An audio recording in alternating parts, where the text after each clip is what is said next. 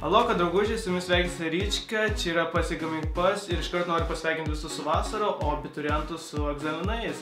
Sėkmės jums egzaminuose. O šiaip iš tikrųjų mes susirinkome čia dėl to, kad reikia nufilmuoti dar vieną naują šaunų receptą. Ta proga mes šiandien gaminsime avižinius sausainius.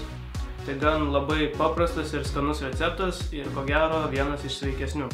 Šitam receptui reikės 120 gramų sviesto, 100 gramų miltų, 100 gramų avižinių dribsnių, 150 gramų cukraus, 1 kiaušinio ir pasirinktinai priedų, ką dėsite į tešlą. Tai gali būti razinas, saulėgrąžų sėklos, moliūgų sėklos, sezamų sėklos, viską, ką tik turite virtuvėje, galite naudoti. Tai pirmiausia, į savo indą įdėsime sviestą, kuris pabuvo jau kambario temperatūroje. Tada mušame kiaušinį ir supilam visą cukrų. Ir viską gerai išplakam. Į kitą indelį mes suberiam avižas ir miltus. Išmaišome. Gražiai supilam į mūsų indą. Ir gerai viską išmaišome, kad pasiskirstytų tolygiai.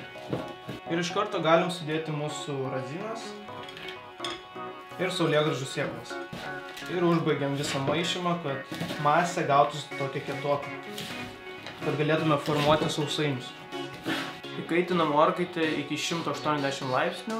Tai šaukšto pagalba formuojame mūsų sausainius, dedame į skardą. Neužmirškite palikti vietos sausainiams, nes kai jie keps, jie išsiplės. Iš šitos masės kažkur gausis apie 2-3 skardas.